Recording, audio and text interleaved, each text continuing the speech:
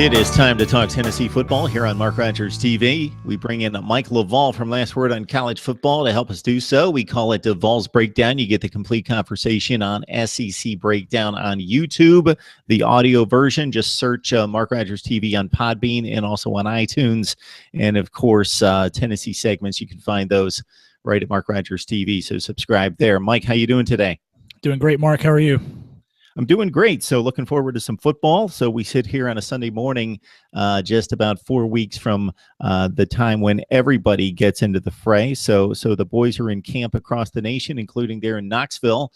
Your season preview comes out. We'd like to encourage everyone to check it out on Last Word on College Football on Monday.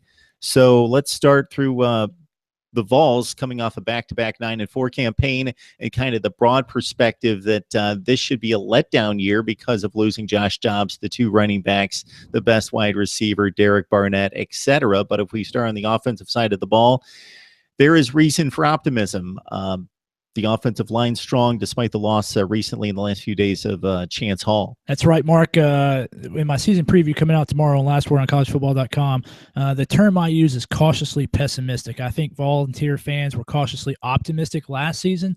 A lot of talent coming back, but they really didn't know how to handle those expectations. This season, I think going into the season, I think Volunteer fans are cautiously pessimistic. They see the 6 guys that Tennessee lost to NFL, plus they see Jalen Hurd in Waco also gone from the program, and they feel like there should be a regression. But they don't know how to handle the first downturn in the program under Jones, the first expected downturn in 5 years since the end of the Dooley era. So I think they're cautiously pessimistic. There's also signs showing that Tennessee might not regress as much as people think. You hit the offensive line. On offense, the storyline is, again, losing all that talent, Kamara, Hurd, Dobbs, and Malone there at wide receiver. But if you look at the offensive line, they've really got about 7 starters coming back for 5 positions. Chance Hall is out for the season with knee surgery, so it really knocks it down to about 6 starters back for 5 positions. So the offensive line should be solid. One of the themes to look at this season with Tennessee is some quality assistant coach hires. One of those was on the offensive line with Walt Wells, ranked in the top 10 on assistant coaches in recruiting so far. But he's also a good guy down there coaching the offensive linemen. For Tennessee to do well, for Tennessee to get 9 wins this season, I think the offensive line has to be almost great, somewhere very good to great for this team to get 9 wins this season. But I think they have the talent there. A lot of young guys. Drew Richmond should be coming into his own this year. Trey Smith. All the reporters out of Knoxville say that he's as advanced of a freshman as you'll find in college football as they've seen in their time in Knoxville. Probably going to be, looks like he's playing guard right now in camp, so we'll see. We'll see there. Jack Jones also looking to have a good season at guard there. So the offensive line should be strong. Juwan Jennings coming back at wide receiver. They have some depth there. That's a position where they're going to have some young guys step up.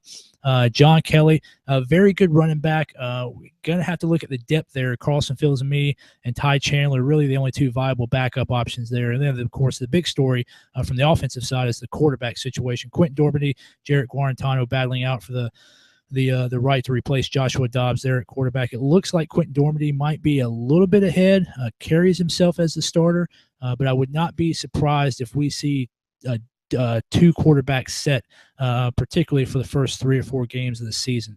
Both of those guys have the ability to start, but I think in the end, I think it'll be Dormady that starts throughout the season. So you don't have the 2 or 3 cupcake games leading into the conference opener or a difficult game in game 2 or 3. So you hit it right out of the gate with Georgia Tech. So that leads me to the quarterback dilemma that coaches have if they're struggling with a selection late in camp and not being able to necessarily play both quarterbacks with confidence and not having that projected starter. So where do you fall in regards to if the competition is a dead heat at the end of camp and facing a pretty difficult opponent in week 1, which way Jones should go in regards to his quarterback approach in the opener?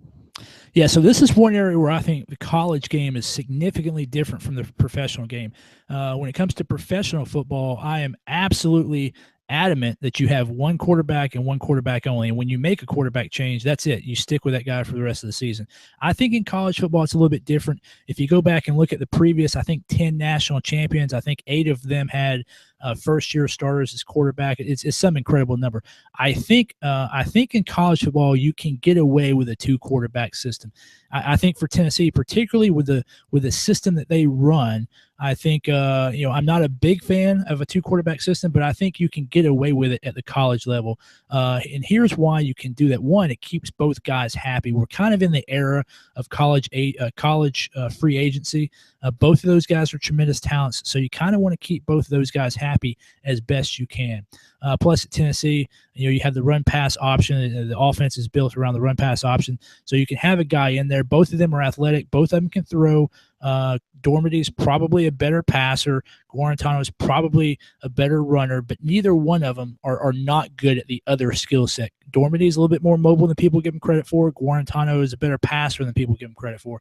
So I think if Jones wants to go with the option of playing both quarterbacks, maybe with just a few formations and plays for Guarantano to get him into the game to kind of mix it up against Georgia Tech's defense, I think you can do that in the college game.